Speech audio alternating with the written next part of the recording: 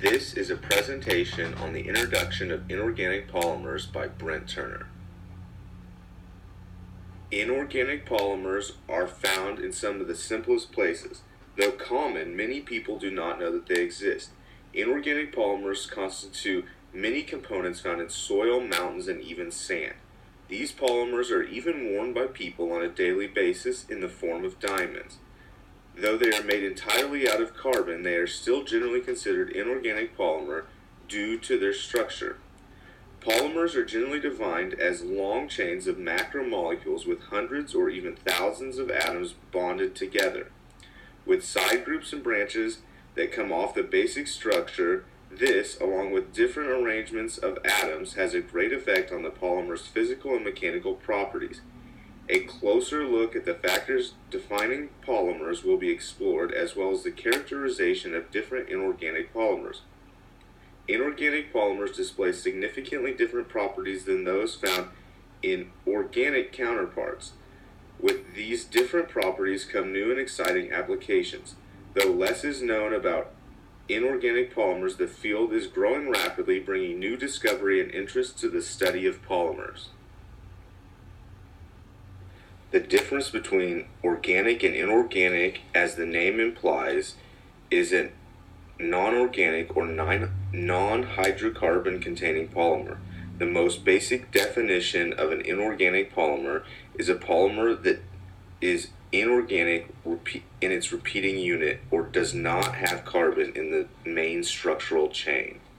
Some special characteristics common to many inorganic polymers are a higher Young's modulus, a lower strain failure when compared to organic structures, relatively few inorganic structures truly dissolve, and alternatively, if they swell, only a few of them can revert.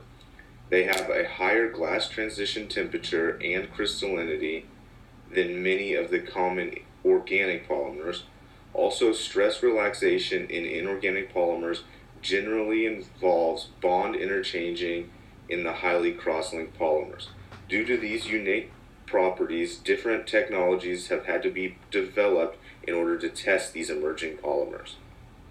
Polymer technology forms one of the biggest fields of material and molecular sciences. It impacts aspects of modern-day life, everything from electronics to medicine, as well as films, fibers, and structural materials that we all depend on regularly. Many of these applications are commonly made out of organic compounds.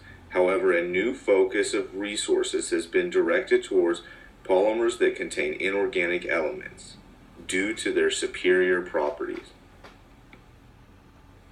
Why, with thousands of organic polymers already available, would there still be an interest for the synthesis of inorganic molecules? The explanation can be broken into two important advantages. One of the main reasons people are interested is connected with the unique properties that they display. These new and interesting structures seem to vary in seemingly endless possibilities, leading to applications that are not possible for organic polymers.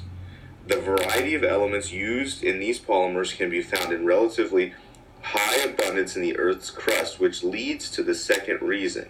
Though efforts are being made to use more renewable resources, the possibility that oil reserves may one day be gone is another reason for the interest.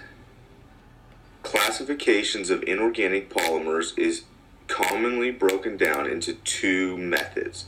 First, by the connective number or number of bonds linking the repeat unit into the polymer network.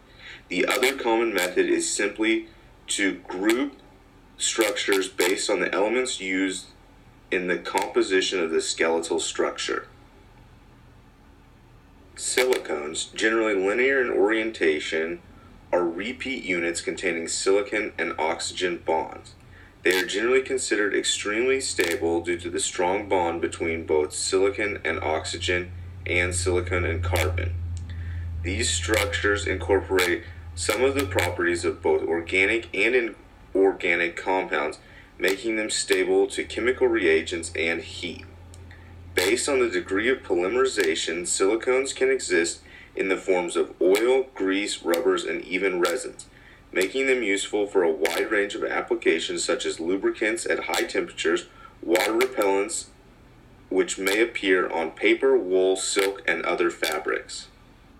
Borates are another classification of compounds, which are a group of salts that come from a structure made of boron. Commercially, the most common borate is found in the form of borax, which is useful to soften water and as a washing detergent. Borazon is another polymer made from boron and is a diamond-like structure and is used in applications for manufacturing on grinding wheels, abrasives, and metal processing. Graphite is another well-known polymer that is used for lubrication, electrical applications including batteries, as well as in brake linings. It is also used for writing due to its layered planar structure, which allows it to leave a mark. Becoming ever more relevant in modern technology, demands forced by health and environmental regulations, inorganic polymers are quickly becoming a topic of interest. With unmatched properties, the applications of inorganic polymers are reaching beyond the point where organic counterparts function. The understanding of this growing field has just begun, but even with the more common compounds discussed, it clearly demonstrates relevance and importance of this science. With chemical structures made out of elements found in the Earth's crust instead of petroleum, the availability of these and potential are endless. Thus, inorganic polymers provide an opportunity for an expansion of fundamental knowledge and at the same time for the development of new materials that will assist in the advancement of technology.